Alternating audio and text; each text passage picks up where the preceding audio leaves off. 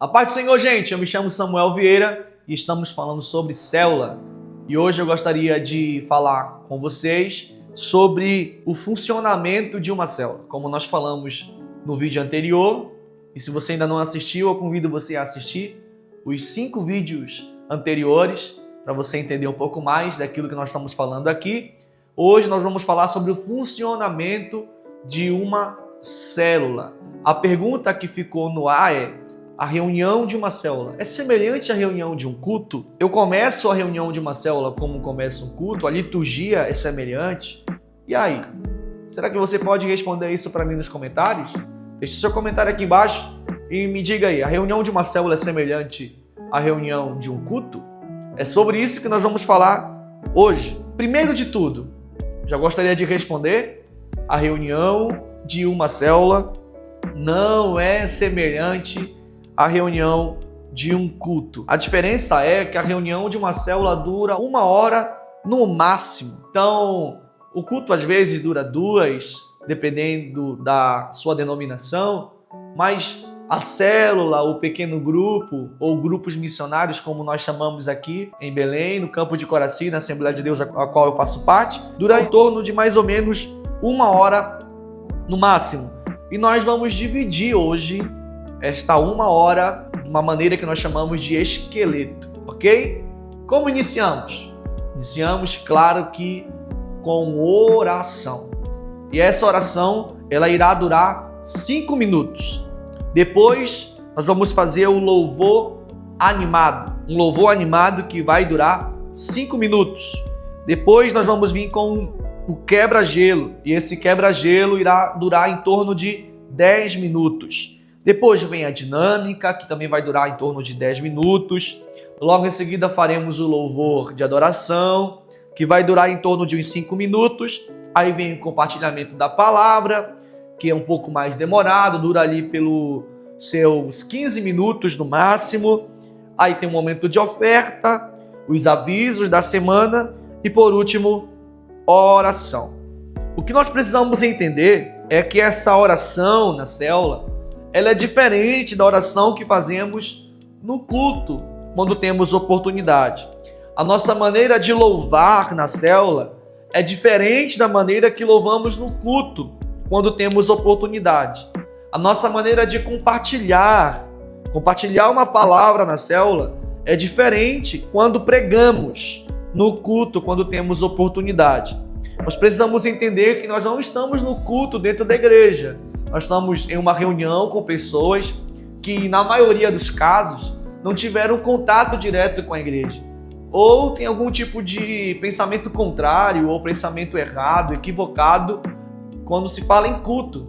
Então eles estão ali porque querem ter um contato com Deus, uma fuga, querem sair da vida cristã ou algo do tipo, mas também não tem coragem de adentrar a igreja por causa de alguns problemas pessoais ou de ideias formadas que talvez já tenham, mas estão ali naquela célula porque querem louvar de alguma maneira mais simples, querem ouvir uma palavra e por aí vai.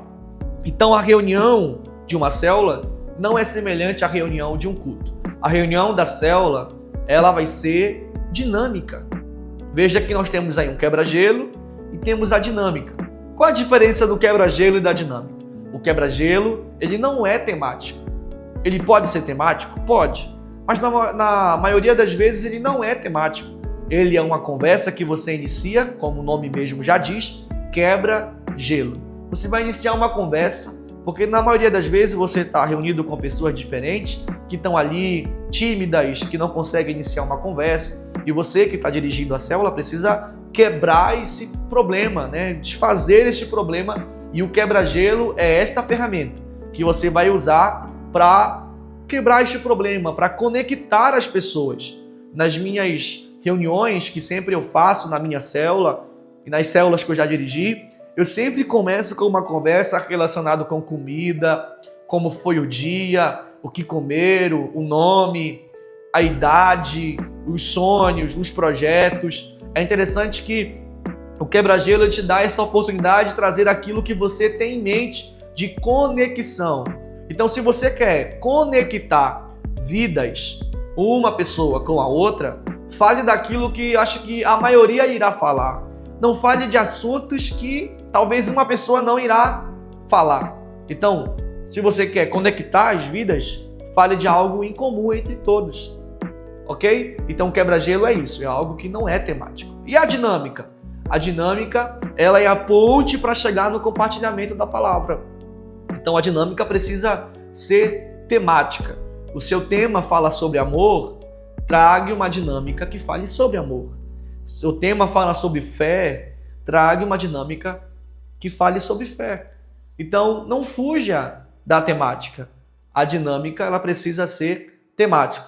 E ela precisa ser tão temática, que ela é a porta de acesso para a pessoa que vai compartilhar a palavra já adentrar no assunto, já ter aquele, como se fosse um empurrão mesmo, para a pessoa compartilhar a palavra. E como nós já estamos falando sobre compartilhamento, há pessoas que estão se perguntando aí, mas o que é compartilhamento? Eu não faço compartilhamento, eu prego. Na célula nós não pregamos. Na célula nós compartilhamos a palavra. Na maioria das vezes a sua reunião ela é feita em círculos. Eu já liderei uma célula que a irmã queria que eu fizesse a reunião em cadeiras, fileiras organizadas, assim como no culto. Eu falei, não, irmã, é um em círculo, porque eu preciso olhar para todo mundo, as pessoas precisam se olhar. E na hora do compartilhamento da palavra, as pessoas vão também compartilhar as suas ideias. Olha que legal.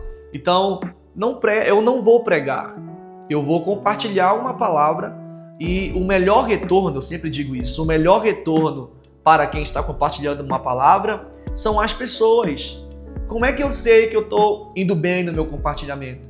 Quando as pessoas começam a ser envolvidas ou começam a se envolver no meu compartilhamento de uma maneira que eu começo a perceber que elas estão entendendo a ideia, que eu estou fazendo elas entenderem o tema da semana. Então, quando você for preparar o seu compartilhamento, que você chamava de pregação, o seu compartilhamento, comece a anotar lá no seu esboço perguntas sobre aquele tema.